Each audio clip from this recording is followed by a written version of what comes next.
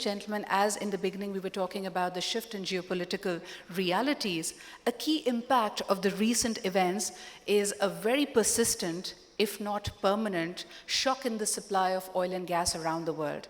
How will Pakistan navigate through that, and what is in the works? How are the policy makers actually designing the framework? Our next speaker is the best person to comment on it.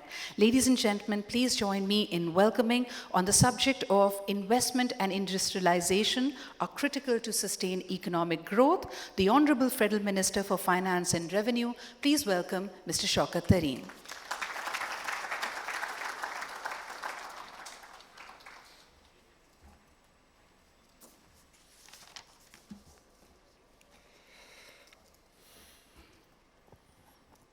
Bismillahirrahmanirrahim. Chairman BOI, speakers, ladies and gentlemen, Assalamu alaikum. I'd like to thank the organizers for inviting me to this August seminar and symposium. I think it's a very good initiative by all the organizers, because I believe it is important for us that we have a roadmap.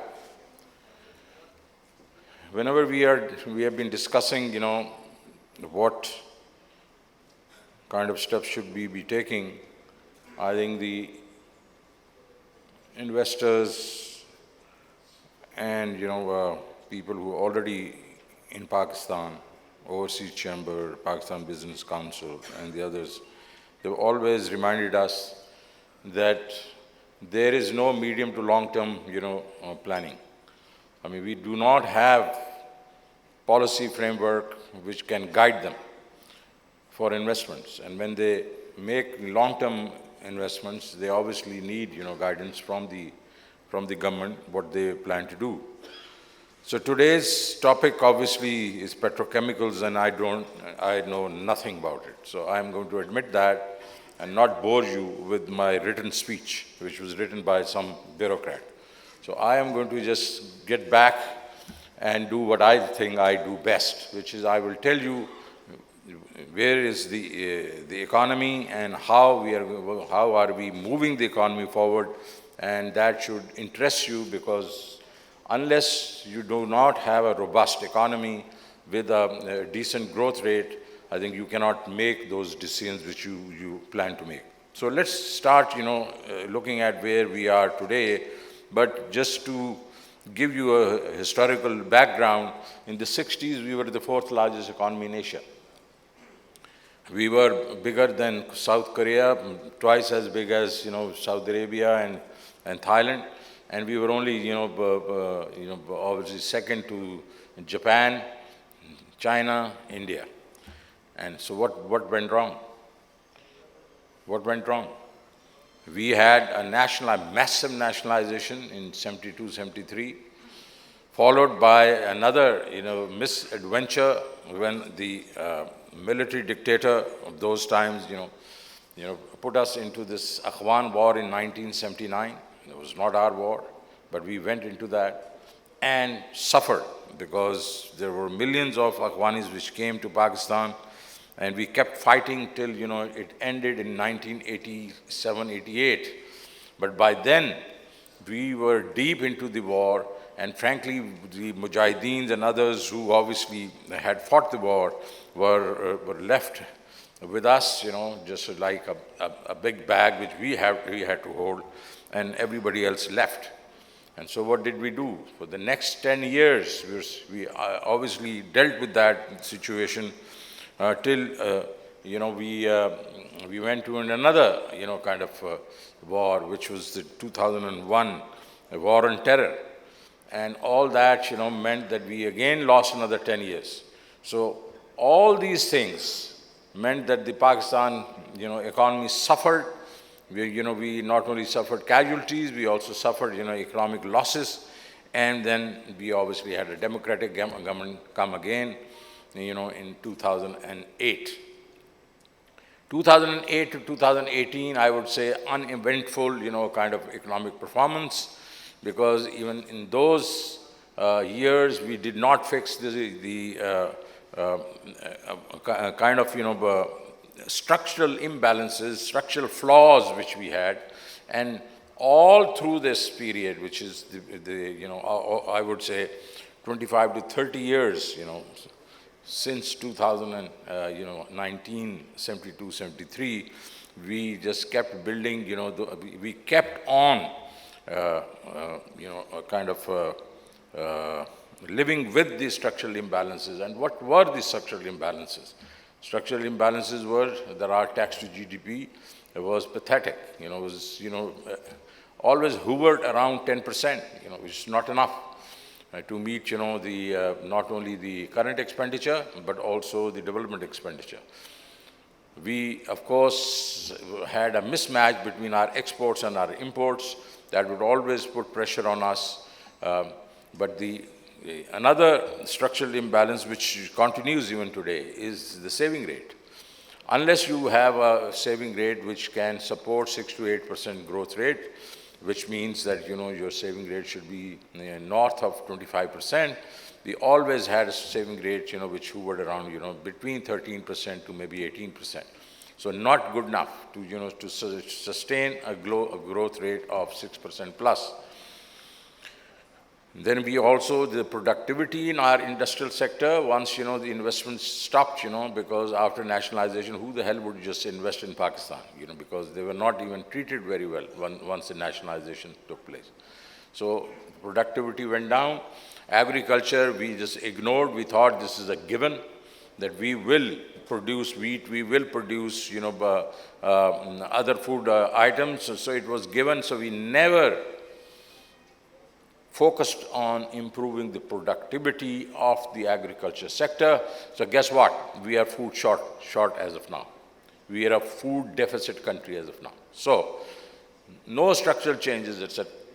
And in comes, PTI government in 2018, faced with a current account deficit of $20 billion, had to pay another $10 billion for foreign currency loans, and went around, trying to gather money from friends. Well, they helped us, but not good enough, so we basically had to go to the IMF. IMF, as you know, has a cookie-cutter approach. They like to take out the demand from the economy. That at that stage, the economy was growing at around 6% on the rebased basis, and they just basically took the demand out, and we just, within a year, we just, our growth rate dropped to around 3%. What did they do? They, depreciated the rupee, they increased the discount rate, they just slapped, higher utility payments. Now, all that meant that we actually had to slow down the economy so that the demand, extra demand, which was creating problems for us, had to go away. So, well, the government was trying its best, and I think it was trying its best to cope with this situation till, they face another major crisis, and that's COVID-19. So COVID-19 came in 2019. And during that period, I would say that I must give full credit to the Prime Minister and his imaginative way of handling that COVID, whereby we probably ranked one of the top 3 in the response to COVID and the way we responded. And he kept on investing in agriculture, kept on investing in industry and exports, and kept on investing in housing. And by the way, housing was a new area because Pakistan's, mortgage to GDP was 0.25%, when he took over, power. Why? Because the foreclosure law was defective, banks would not lend, and so we were one of those countries actually not using, the construction sector productively. So I am a banker, I know that we kept trying, and because he has a lot of perseverance, so he just fixed the foreclosure law, and industry, started, to yield some results. So by 2021 June, the economy actually, the surprise of everybody, was growing at 5.6%. Not bad at all, because a year before that, it had a negative growth of 1%, like every other country in the world. But the V curve was around 6.6%. That's great. That's when I just joined the government, and then we decided that no, we are now going to grow the economy because we have a major problem that are employment. We need employment. So we need something happening here. Oh, okay. So we needed a growth, but we said that we will have inclusive and sustainable growth. And because we never had sustainable growth, so every 3-4 years when we would grow, the economy will fall, we'll go to the IMF. We actually by now have gone 23 times.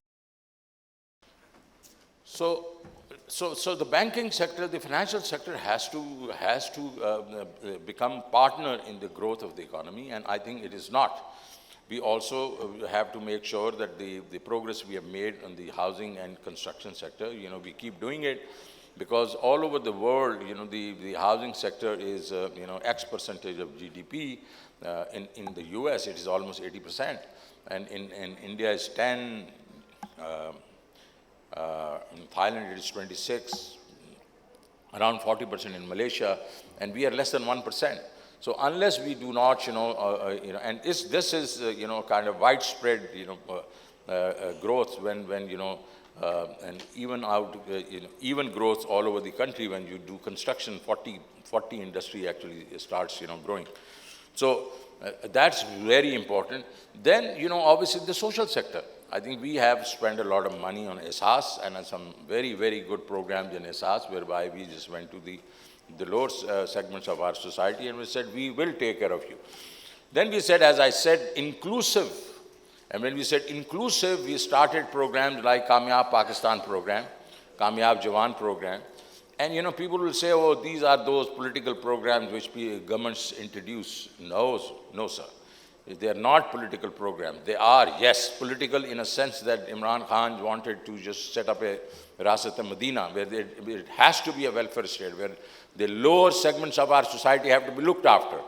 Let me give you an example of Kamyab Pakistan. Kamyab Pakistan program is a program whereby we don't do anything.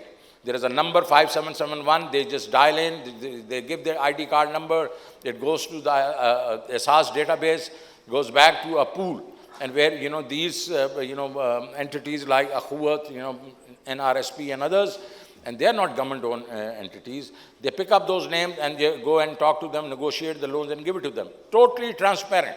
The only thing we do is we tell the wholesale banks to give money to the NGOs and the NBFIs, which was not being done. So it's an absolutely unique program, which was thought by, very, very intelligent people, and they said, let's, wholesale credit to these, entities, Akhuwats and others, and they'll retail the credit to the people on the ground.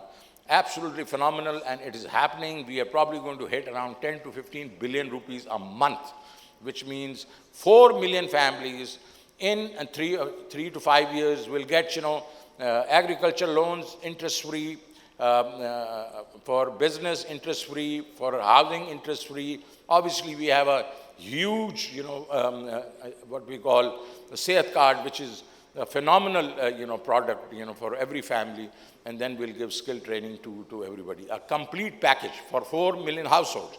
This is what we call inclusive growth. Why? Because we are not going to just give fish to these people. We are going to teach them how to catch fish. And they will be standing on their own feet within 3 to 5 years, and that will give strength to this economy. So what are we doing in the long run then?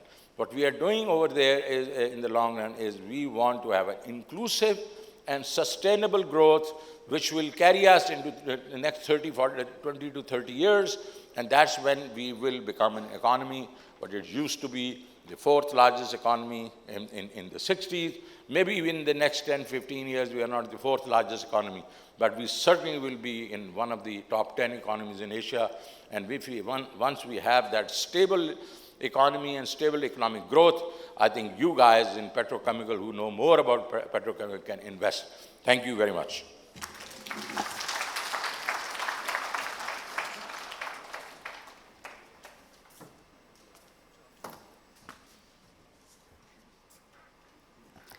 Thank you, Shaukat Saab. You definitely have had very comprehensive comments about the future and how the policymakers are thinking about it. Ladies and gentlemen, we'd like to present a memento to the Honorable Speaker.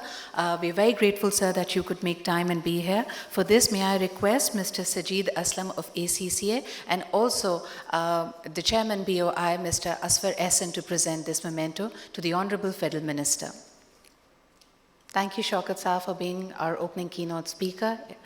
We believe that you have an appointment to get to immediately, but thank you for your presence and your participation.